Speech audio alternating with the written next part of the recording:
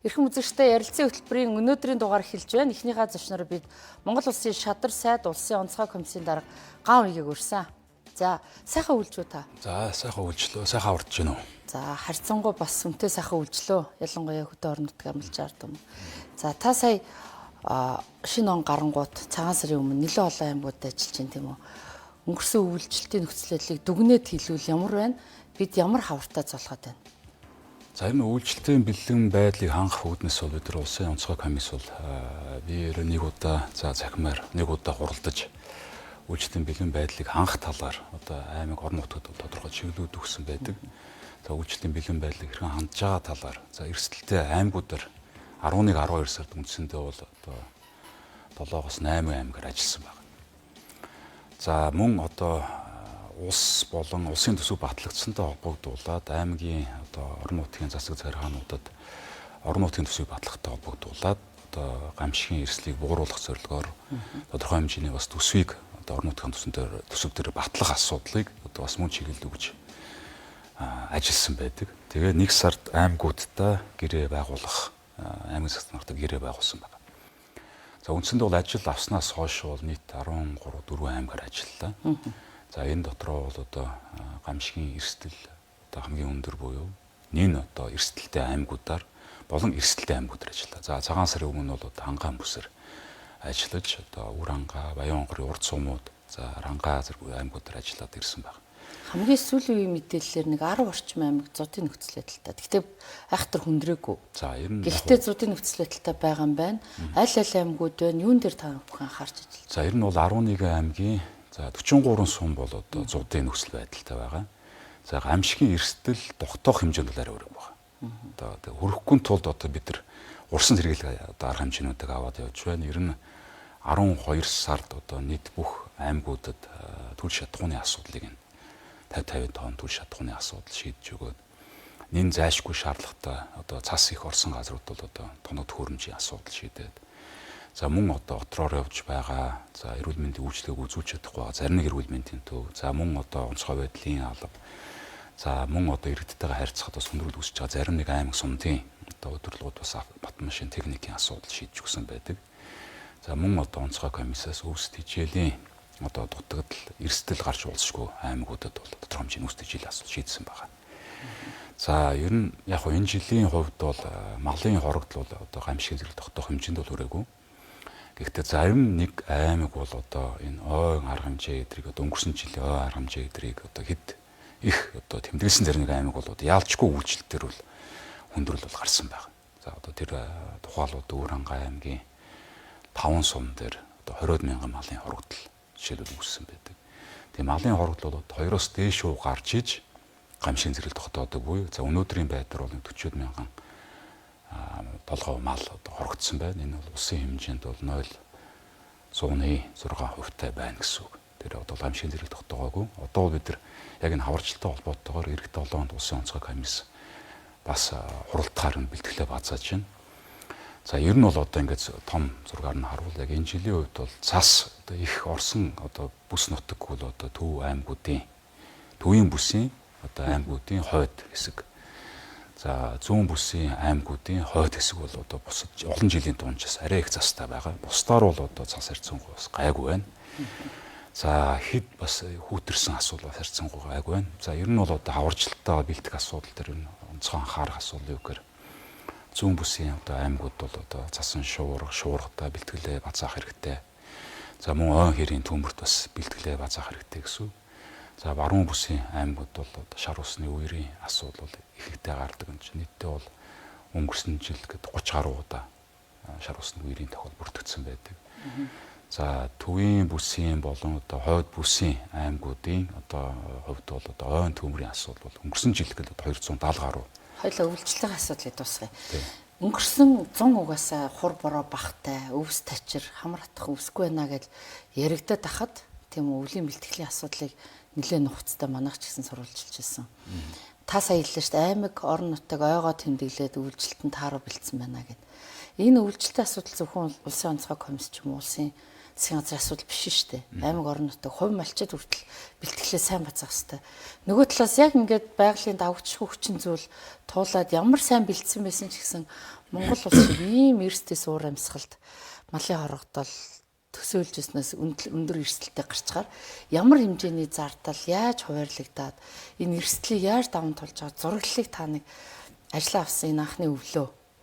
Дээрэс нь энийг яаж сайжруулах боломжийг таавалж харж байгаагаа нэг хуваалцах уу? Тий, ер нь бол яг хуу нийт нэлхүүтэй аймагуд бол биш. Одоо зарим нэг аймагаас бусд нь бол үндсэндээ бол үйлчлэлийн бэлтгэлийг өмнөх жилүүдтэй харьцуулахад бол одоо сайн базаасан байна. Тэгээ энэ бол одоо бид нар 24-с 25 он руу шилжих одоо тэр жилийг бодвол одоо үлийг бодвол бид нар үүсдэг жилийн хувьд бол бараг 27-8% одоо үүсдэг жил илүү бэлдсэн байдаг. За мөн ялангуяа одоо бид нар өнгөрсөн жил бол энэ мал махны экспортыг засгийн газрын хувьд бол маш сайн дэмжиж ажилласан. Тэгээ бид нар түүхэнд байхгүй хэмжээний одоо махны экспортыг одоо өнгөрсөн жил хийлээ нийт 345 сая долларын мах экспортлсон байна. За үүнтэй улбаалаад ер нь зөвхөн асуудал орон нутгад асуудал ямар асуудал яригдсан бэ гэхээр бид нар махны үн чөлөөтэй баймаар байна. За тэгэх юм бол одоо экспортоо бид нар чөлөөтэй гаргадаг баймаар байна. Тэгэх юм бол энэ эргээгээд нэг эрчимдсэн мал аж ахуйруу тэгж шилжих юм байна. За тэгэнгүүт асуул яасан бэ гэхээр газрын асуудал одоо аймаг орон нутаг шийдэж чадахгүй болохоор бид нар үүсдэж жилээ тарих газрыг засгийн газар дээр шийдээд байхаар энэ иргэд одоо малчт нь өөрснөө үүсдэж жилээ тарих боломж өрдөхгүй байна гэдэг асуудлыг тухайд ярьсан. Тэгээ энийг бол сая засгийн газар өнгөрсөн 7 хоногийн хурлаар шийдсэн байна. За ингэж бид нар ингээд махны үн чөлөөтэй байж экспорт нь чөлөөтэй байж явбал одоо эргээгээд энэ нөгөө эрчимдсэн мал аж ахуйруу шилжих үндэс нь энэ болох юм байна. Энэ үйлчлэлийн бэлтгэлтэйгээ ч хамаатайгаад энэ шууд үйлчлэлийн бэлэн байдалтай шууд хамааралтай. Тэгжиж малчид маань одоо эргээгээд өвөлдөө нөгөө мал махаа эдийн засгийн эрхлэнд оруулах сонирхол нь өндөрнөс. Тэгжиж одоо бид нар улсын хувьч тэр аймаг орон нутгуудын хувьч тэр одоо нөгөө үүсдэг жилээ бэлтгэх шаардлага нь ч арай багаснаа гэсэн. Тэгэхгүй бол ингээд зөвхөн тооны өнөөс хөөцлөд байхаар нөгөө малын хорогдлон чих гардаг. Улсын хувьд одоо түүнтэй холбоотойгоор эрсдлийн одоо нөөцөө бүрдүүлэх нь ч гэсэн их зардалтай болдог. Тийм учраас өнгөрсөн жилийн ажлаа авснаас хойш 11 сард аймагуд удирдлагуудад үйлчлэлийн бэлэн байдлын хангаж байгаа байдал, үүсдэг жилийн байдлыг хангаж байгаа байдал нэлээд хянж ажиллаад за шаардлагатай одоо чиглэлүүдийн нөгөөд за мөн эргээгээд бас төсөв батлагдж явах үед яг энэ та нар төсөв батлуулах хэрэгтэй байна. Тэгэхгүй бол одоо энэ жоохон зас орохоор улсын онцгой комиссээс машин юм уу техник нэгтгэв. За тэнд нэг мал хорогдонгууд улсын онцгой комисс одоо техник машин одоо үүсдэг жил нэгтгэв. Тэгээ энийг засахын тулд бид сая гамшигын төлөвлөгөөг 1 сард баталсан байгаа. За 1 сард батлахдаа аймаг орон нутгад мөн ялгаагүй гамшигын төлөвлөгөө батлах бас чиглэлийн үүсв. Энэ л одоо жишээлбэл одоо малын одоо халдварт хүчин гарвал хэн хариуцах юм. За эрүүл мэндийн асуудал гарвал хэн хариуцах юм. Одоо нөгөө гоц халдварт хүчин гарвал тийм. Бүр яг гамшигын зэрэг тогтоолол одоо улсын онцгой комисс ингэж ажиллана гэдэг байдлаар одоо сая бид нар төлөвлөгөө батлаад аймаг орон нутгад бас энэ талаар чиглэл өгөө явж байна. Ер нь бол одоо өдөр тутмын энэ эрсдлүүдийн одоо гамшигын эрсдэл бүхий ажлууд бол урьдчилан сэргийлэх ажлууд бол ялчгад орон нутаг өөрснөө хийдэг байх хэвээр. Гамшигын тохиолдол харин бүртгэдүүл одоо шаардлага гарвал улсын хэмжээний тийм. Тэгэх юм бол одоо улсын онцгой комисс ажиллана л гэдэг асуулт ярьж байна гэсэн. 3 жилийн өмнө нэг айхтар зуд болоод манай үндэсний телевиз хүртэл ханд урайлаад явж ирснийг санаж байгаа 3 жилийн өмнө. Тэгээ араас нь нэг тийм нэг шинэ хошоо болоо явцсан гамшигын эрсдлээс бууруулах гэдэг нэг хууль байгаа тийм. Та яг энэ зуудын нөхцөл байдал дээр орон нутг дээр их ажилласан хүний хувьд энэ хуулийн хэрэгжилт үр дүн бодит байдал дээр хэрхэн дүгнэх вэ? За шинэ оршооны одоо тэр төсөл хөтөлбөртэй холбоотойгоор яг одоо ажлыг санал өгөл бэлдээд явж байна. Тэгэхээр урд нь гамшигын эрсдлийг бууруулах гэдэг хуулийн дагуу болгогдсон. Тэгээд яг энэ дээр ийм байгаа. Одоо бид нар гамшигын тухай хуульд нэмэлт өөрчлөлт оруулах гэж байгаа. За ер нь бол гамшигын хуулиараа нөгөө улсын төсөв байна, орон нутгийн төсөв байна. Хамгийн багадаа 1% гамшигын эрсдлийг бууруулах зорилгоор зарцуулах ёстой гэдэг боловч за энэ жилийг хүртэл юуны 1% билээ улсын төсөв. Улсын төсвийн 1% байт юм уу? Эсвэл орон нутгийн төсвийн нэгээс баггүй хувийг энэ гамшигын эрсдэлтэй та нар зарцуулаа гэдэг одоо хуультай. Фонд болгоо байлгаж явах хэрэгтэй тийм үү? Тэрийг бол ер нь одоо бас нэлээд алдагдж явсан, ер нь баталтгүй байсан юмуд ингээ бүрт олон жил тохиолдож явсан байна. Тэрнээсээ үүдээд ямар нэгэн асуудал үүсэхээр өөрдөр төсөв байхгүй болохоор улсын онцгой комиссаас ингээ нэгтгэг байсан гэсэн. За нөөцийн тухай хуульд ямар асуудал орох юм бэ? Өнөөдрийн хуулиар гамшигын тохиолдол зэрэглэл юм уу тохиолдол бүртгэдэг л за улсын онцгой комисс одоо хуралдаад за тэгээ засгийн газар одоо сангийн сайдаас одоо зөвшөөрөл аваад одоо хамтарсан одоо тушаал гаргах нь шүү дээ. Тэгээ засгийн газар хилцүүлээ засгийн газрын тогтоолоор гарсны дараагаар одоо арга хэмжээ авах боломжтой байна. Жишээлбэл зуудын нөхцөл байдал бол хүндрээд хідэн болон бүр хорогдчих нь шүү дээ. Тийм, энэ бол одоо хээрийн төмөр гардаг юм. Төмөр гарууд шатаад байна дуусна. Бүх юм нь одоо ингээд дуусны дараа шийдвэр гаргах болчиход байгаа. Тэгээ энэ дэр нөөцийн хууль дээр өнөөдрийг хүртэл явж ирсэн процесс нь тэр юм. Тэгээ одоо энэ дэр ямар хөнгөвчлөх гэж шуурхай арга хэмжээ авах боломжийг бүрдүүлэх гэж. За, яаж шуурхай болох вэ? Засгийн газрууд тийм зэрэгэл гамшигын тохиол бүрдлэлээ зэрэгэл тогтоохоор хэмжээний асуудал гарвал тэгэхээр тэр гамшигын тохиол зэрэглэг бүртгэх юм нь олон улсын тэр шалгуураар жишгээр хийдэг болно гэсэн. Аны шууд хэдэн мал алдлаа гингүүт нь одоо Улсын онцгой комисс уралдаал гамшигын зэрэг тогтоогод байна гэсэн үг биш. Харин тэрэн дээр нь хувь хэмжээ юг нь бол зэрэглийн нэлээд өндөр болгоод тэгээд шийдвэрг маш урдан хугацаанд гарах боломжийг олох байдлаар явна гэсэн. Онцгой байдлын ерхий газраас санал ирлээ. За одоо тухайн асуудлыг хариуцж байгаа сайд буюу одоо шадар сайд тушаал гаргаад хурдан хугацаанд шийдвэрх боломжийг бүрдүүлнэ л гэсэн. За мал төлөлтийн ажлуудад яг эд явагдаж байгаа л да. Тэгэхээр ингээд байнга Улсын онцгой комиссийн хувьд ингээд мэдээллийг өдөр болгон шинжилдэг. Энэ дотор ингээд ягаад би нэг асууад байна гэхээр зүгээр Ердийн Улаанбаатар хотод байгаа иргэн биднэрт энэ жилийн 2 дугаар сарын төгсгөл цагаан сарын дараа эрс үтэрч байгаа мэдэгдээд байна. Олон жилийн дунджаас хүүтэн баадын тий. Тэгэхээр дөнгөр төлсөн мал дээр хорогдол их гарах вэ гэдэг болгоомжлогоо тоо баримтууд олон жилийн дундчтай харьцуулахад ямар байна? За яг одоогондоо бол яг тэр машин төлөлтөө холбоотоор хорогдол идэв орж байгаа бол тоо бол гараагүй байна. За яг сүүлийн үеийн одоо зүүн бүсийн одоо аймагуудад гаргаж байгаа засан шуурхтай холбоотой гарсан тоонууд бол бүртгэгдээд явж байна. Гэхдээ тэр нь бол эргээд бас нөгөө олох боломжтой тоонууд гэж харж байгаа. Ер нь яг одоо ингээд том зургаар нь энэ жил яг зөвхөн онцгой байдал болон Улсын онцгой комиссээс улсын хэмжээнд хийж байгаа ажлаа байна маш танд тодорхой бас ингээд том зургаар нь ингээд хилээд өгчээ. За. Тэгээ бид нар Азийн хөгжлийн банкнаас 100 сая долларын төсөл арга хэмжээнд авч хэрэгжүүлж байгаа. За үүн дотроо бол одоо хиймэл оюун ухааныг ашиглаж цаг уурын одоо нөгөө юунуудтай холбоотойгоор эрт одоо арга хэмжээ авах боломжтой байдлаар эсвэл одоо урьдчилан сэргийлэх одоо мэдээллийг өдөр түргэн хугацаанд одоо иргэдэд мэдээлдэг болох урьдчилан хиймэл оюун ухаанаар тооцоолдог болох энэ систем Монгол улсад нэвтрүүлэх гэж байна. За энэ бол одоо 1-5 жилийн хугацаанд одоо хэрэгжүүлнэ гэсэн. Тэгснээр ямар өөрчлөлт ирэх вэ гэхээр одоо жишээлбэл одоо шуурга болох ч байвал одоо 1-2 хоногийн өмнө мэдээлэлээ бид нар боловсруулж тэр мэдээллийг эргээд тэр бүс нутагт амьдарч байгаа иргэд рүү шуурхаа хүргэдэг болох энэ систем бүрдүүлэх явж байна. Ятгмал мал бага насны хүүхд явуулахгүй байх. Тий. Тэрнээс урьдчилан сэргийлэх боломж бүрдэн шүү дээ. Тэгэхээр бид нар бол хамгийн сүүлийн технологийн нэвтрүүлэх явж байна гэсэн. Тэгэхээр цаашдаа бол одоо гамшигын эрсдлийг одоо аль болох бууруулах тэрийг эргээд одоо холбогдох албан тушаалтнуудад урьдчилан сэргийлэх байдлаар өдөр түргэн хугацаанд хүргэх боломжтой болно гэсэн. Энэ жилээс одоо ажиллаад явж байна. За тэгснээр бол одоо жишээл нөгөө ой хэрийн төмөр одоо цасан шуургач гэдэг юм те цаг уурын одоо эрсдэл бүхий юмнууд рүү ингээд урьдчилан сэргийлээд өдөр түргэн хугацаанд хариу арга хэмжээ авах сэргээн босолт ажлыг хийх боломжууд бүрдэнэ гэсэн. Иргэдээ бас урьдчилан сэргийлэх боломж бас бүрдэнэ гэсэн. За хаварчлалтай холбоотойгоор бол яг тэр мал төлтөөч гэдэг юм уу те хаварчлалтай холбоотойгоор асуудлуудыг бид нар дараа 7-нд Улсын онцгой комисс аймаг орон нутгуудын удирдлагуудтайгаа цахимаар уралдаад яг тодорхой шийдлүүд нь одоо чиглэлүүдэд өгч чинь. Гэхдээ энэ бол ингээд угаасаа жилээс жилд дандаа л тохиолддог. Өөрийнхөө нөхцөл байдалтай холбогдуулаад байнга тэр бүхий эрсдлүүдтэй нь холбоотойгоор бид чиглэлүүдэд өгнө. Ер нь бол яг одоо ингээд харах юм бол бүсчлээд хэлэхэд баруун аймагуд бол одоо шар усны үертэй холбоотойгоор бэлэн байдлууд анхаартай тэр одоо үерийн далан нэтрээ цэвэрлэх бэхжүүлэх шаардлагатай. За төвийн болон одоо хойд бүсийн одоо тэр тусмаа ойн одоо төмөрөх гардаг зүйл들 ойн одоо тэр цэвэрлэгээ хийх хэрэгтэй гэсэн. Тэгжиж тэр ойн төмөр тэр багаснаа гэсэн. За зүүн бүсийн аймагуд бол угаасаа шуурга одоо хаврын үед бол олондоо тохиолддог. Тэрэндээ бас бэлэн байдал анхаартай гэсэн. Говийн бүсүүдэд бол малын гоц халдвартай өвчин бол одоо сая сүүлийн энэ он гарснаас хойш 13 удаа бүртгэгдсэн байна. Тэр тэн дээр одоо вакцинжуултын одоо арга хэмжээ дээр аваад явах хэрэгтэй гэсэн. Яг бидний хувьд бол одоо миний хувьд бол онцгой байдлаасаа бас гадна Улсын онцгой комиссээс гадна уур амьсгалын өөрчлөлтийн үндэсний ороо улаан загалмаа нийгэмлэгийн зөвлөлийг бүрдүүлэх тэрнийг ажлыг хангах. За ингээд олон юмнуудыг хариуцаад ажилдаг. Тэр энэ хоорондын уялдаа холбоог нь одоо хариуцаад явдаг. Одоо хүний хувьд бол зөвхөн одоо малын төлөлтөй холбоотойгоор ингээд төлөвт бол хийж явахгүй гэсэн. Тэр нь бол одоо тэр хариуцсан яам нь хариуцаад. Одоо нөгөө Одоо яг шөнө хүртэл над руу ууц хүмүүс ярьж байгаа. Эрсдлийн нөхцөлийг одоо миний машин ингээд цасан суучлаа одоо нэг аргамжаа авч өгөл одоо шөнө хүртэл хүмүүс ярьдаг. Тэр нөгөө бид нар сайн яриад байгаа амшигын төлөв батална гэдэг маань үүргэжүүлж байна гэсэн.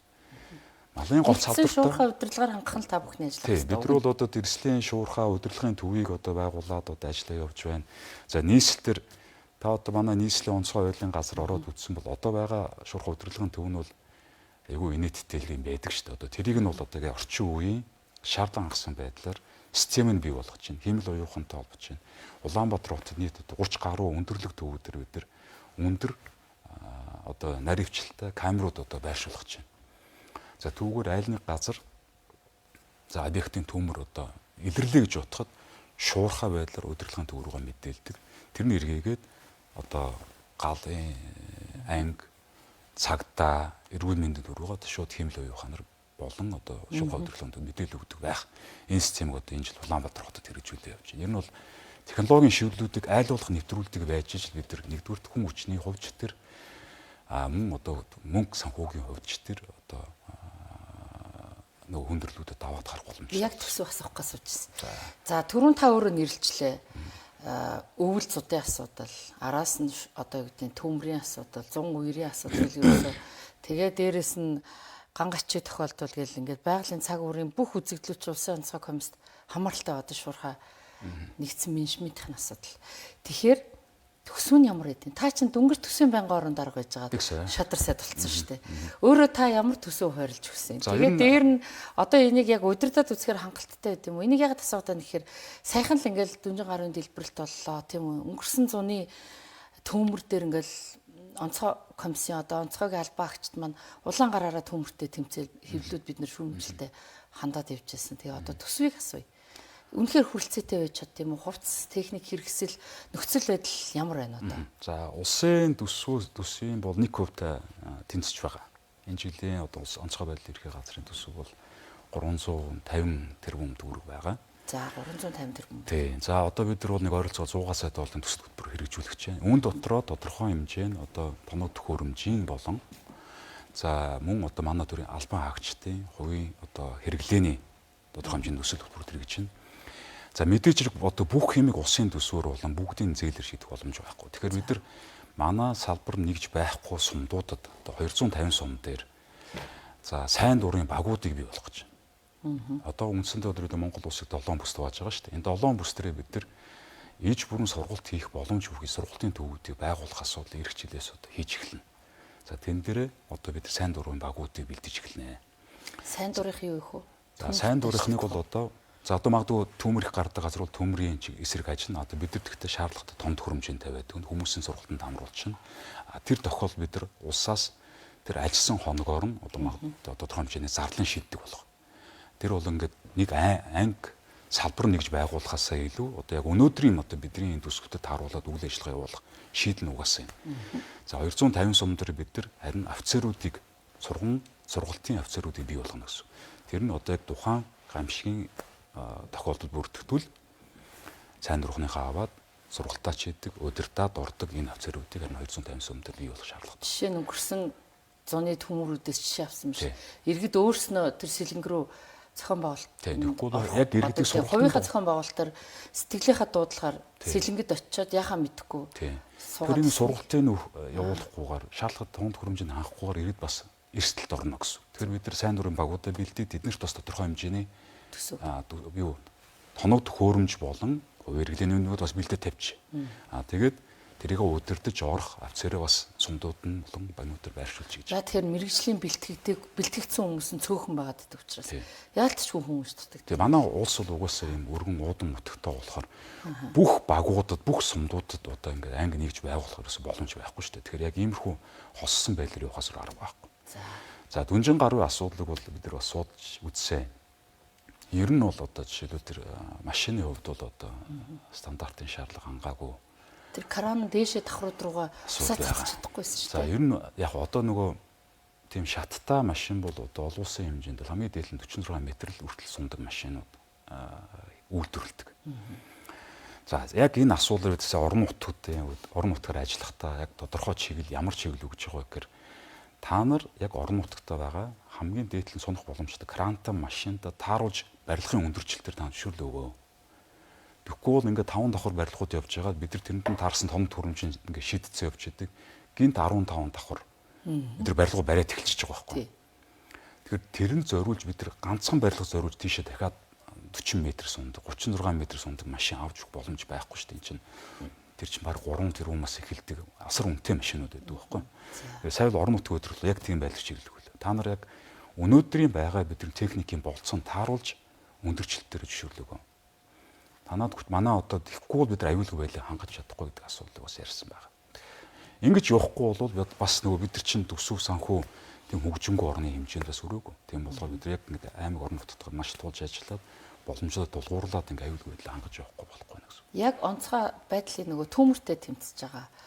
Эсвэл үерлөө ордог хүмүүсийнхээ хувцас тоног төхөөрөмж техник хэрэгсэл. За, ер нь бол энэ жилээс яг тэр Азийн хөгжлийн банкны тэр төсөлд хэрэгжснээр бид нар бол яг энэ хувийн хэрэглэлийн болон тоон төхөөрөмжүүд бол 86% хангалттай хүрээд ирнэ гэсэн үг. Тэгээд одоо бол хойдон жилээс баг нэлээд өндөр хөв төр хүрээд ирнэ гэсэн үг. Гэхдээ энэ бол заашгүй ингээд жил болгон шинжилгээтэй явж идэг. Тэр чинь нөгөө мараалын эдэлд ороод өмнөх нь ингээд хуучраад ингээд явж идэг асуудал байна. Гэхдээ яг бас бид нар энэ дээр нэг юм анзаарах хэрэгтэй юм гэхээр зөвхөн энэ чинь онцгой улс онцгой комиссийн их ажлаас гадна стандарт хэмжээ зүй техникийн тохирлын хууль гэж байдаг. За жишээлбэл одоо яг цайны тэр газ тээвэрлэдэг машин дээр бол зөвшөөрлөө нь бол одоо уулуурхаа яам олгож байгаа. Гэхдээ тэн дээр тавигдах шаардлага нь өөрөө угаасаа техникийн тохирлоороо тавих хэрэгтэй байдаг. Манай яам болон төрийн захиргааны байгууллагууд энэ техникийн тохирлоо шинжлэх асуудлыг ерөөс хийхгүй орхитуулчихад байгаа. Нэг юм дахиад асууя. Та төсвийн байнгын орон даргын хувьд Монгол улсын төсвийг яг ингээ боохоос өмнө дотор нь ач холбогдлоор нь эренбэлж байгаа энэ процессыг сайн мэдж байгаа хүний хувьд онцгой байдал шиг ийм чухал салбараа Монгол улсын төсөв эренбэлж хэр ач холбогдол өгдөө. Миний их олон жил ажилласнаар гишүүдийн тойрогт хуваарлдаг мөнгө заримдаа онцгойгоохоос их байгаад байна гэж шүүмжил хэвлэлүүд сэтгүүлчдэн бид нар олон жил шүүмжилсэн. Тэгээ одоо та хэр их мэдлэлтэйгээр онцгой байгууллагын төсвийг эх оны одоо энэ намрын төсөвт яаж юу сулах зайлшгүй шаардлагатай гэж харж байна. Тэгээ яг ер нь сая бид нар бол яг төсөв батлагдахад бол 3 одоо салбарын төсөв нэг штүг танах хуур баталсан. За тэр нь бол одоо босрол эрүүл мэнд за тэгээд гамшиг буюу онцгой байдлын салбарын одоо төсвийг нэг штүгээр танахгүйгээр баталсан. Гэхдээ хөрөнгө оруулалтын төсөв дээр тухайлбал одоо иргэд манай зарим нэг одоо гишүүдийн хамгийн их таньдаг төсөв бол угаасаа засгийн газрын нөөц сангийн төсөв их таньдаг.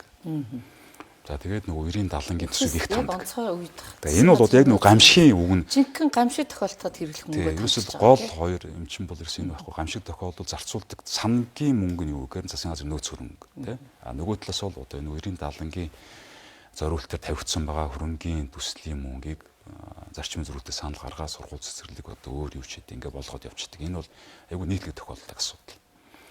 Гэхдээ энийг цаашдаа засахын тулд яах ёстой вэ гэхээр бид нар бол яг энэ чиглэлээр хийж байгаа ажлууд айл болох иргэдэд ойлгуулах, мэдээлэх. За эргээд бус гишүүдтэй бас энэ асуудлыг мэдээлэх шаардлагатай юм билээ. Тэгжиж энэ байдал засрах юм билээ. Тэгэхгүй бол за нэг жил ч гэсэн бид нар 90-70-гээр нэг жил бас ингээ бид нар гайгүй гарчнаа гэж боддог. Гэтэл гамшигыг урьдчилан сэргийлэх зорилгоор зарцуулж байгаа нэг төгрөг маргааш гамшиг дээр тохиолдох 15 төгрөгийг одоо эрсдлийг бууруулж идэг байхгүй. Тэгэхээр одоо нэг үерээр л одоо тэр яриад байгаа сургууль цэцэрлэг бүгд байхгүй болж магадлахгүй болж.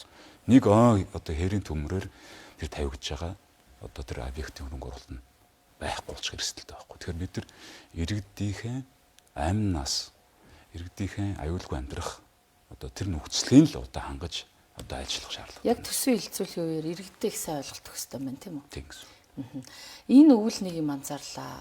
Өнгөрсөн өвлүүдийнхээс илүү их хэмжээнд яг юм гол дээгүүр явж байгаа машинтайгаа живээд ерөөсөө сая хэдхэн хоногийн өмнө 2-3 хоногийн өмнө хүртэл 7 хоногт мэдээ гарч байгаа шүү дээ. Ийм машинтайгаа гэр бүлэрээ ч юм уу ингээд живээд байгаа тохиолдлууд их байна. Энэ том гол мөрнүүд дээр одоо манайх шиг цөөн хүнтэй газар том гүүр барих боломжгүй. Гэхдээ эрсдлээс сэргийлэх ямар арга замууд байна? За ер нь яг одоо яг дараалал онд өгч байгаа чиглэл дотор бол энэ мөсний баярыг одоо энэ гол болон одоо нуурын дээр зохион байгуулахыг хориглож байна. Аялал жуулчлалын зорилгоор зохион байгуулах. Тий, одоо тэр бол одоо аялал жуулчлал байна уу, байгууллагууд бол мөсний баяр гэж яддаг, аялал жуулчлалын зорилгоор ч гэсэн хийдэг. Тэг одоо бол яг эрсдэлтэй цаг үеийн эхэлчихэд байна. Энэ чинь зарим утгаар бол өмнөх жилээс дулаахан үйлчээд байгаа байхгүй. Одоо тэр нь л эргээгээд мөсөн цөмрөөд байгаа асуудал үүсэж байна. Цуцаа нэмгэн байна гэсэн үг шүү дээ. Тий. Тийм учраас эх 7 хоногоос бол одоо яг орон нутгуудын удирдлагууд яг энэ талаар чиглэл өгч байна. 3 сарын за 1-р энэ мөсний баярыг тэмдэглэхгүй байх. Одоо мөн одоо тэр мөсөнд ямар нэг арга хэмжээ зохион байгуулахгүй байх. За зам хаавар гарч болох тэмдэглэгийг зохион байгуулах асуудлыг одоо аймаг орнууд өдрөлд өгөх гэж байна.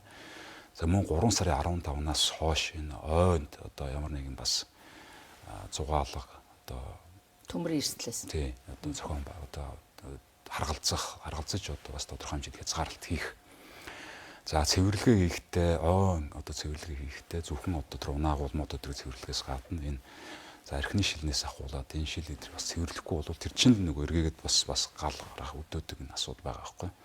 Тэгэхээр энэ талын бас зөвлөгөөнүүд зохион байгуулах ажлуудыг одоо чиглэл болгоод өгөх гэж байна. За энэ жилийн цаг уурын нөхцөл байдлыг чийгшилтийг хэрэг нөхцөл байдлыг хийж байгаа төмрийн эрсдэл ямар хэмжээнд үнэлэгдэж байгаа вэ? Арай ярихад эрт гэхдээ урьдчилан сэргийлэх зорилго. Тийм яг урьдчилан сэргийлэх зорилгоор угаасаа л ойн модны цэвэрлэгийг хийхгүйгээр бол одоо зөвхөн бороонд найдаад одоо ингээд гал ойн төмөр гарахгүй байх гэсэн. Тэр хуурай уур амьсгалтай. Угаасаа л хавард болох нь тодорхой. Тийм одоо энэ угаасаа уур амьсгалыг өөрчлөлтвөл яг энэ одоо яриад байгаа бидний ойн хэрийн төмөрч байд юм уу те эсвэл үер усч байд юм. Энэ угаасаа л давтамж нь байнга нэмэгдэнэ. Тэр шар усны үер ч гэдэм үү энэ үер яагаад гардаг вэ гэхээр гамдуугаа бол тэр гардаг те. Хөрсөн шингэж. Тийм ойн төмөр яагаад гарч ийн гэхээр бид цэвэрлэгээ хийж ижил тэр яахгүй бол тэр урсан сэргийлэх зорилго цэвэрлэгээ л хийхгүй бол угаасаа тэр эрсдэл өндөр байна л гэж харагддаг гэсэн үг.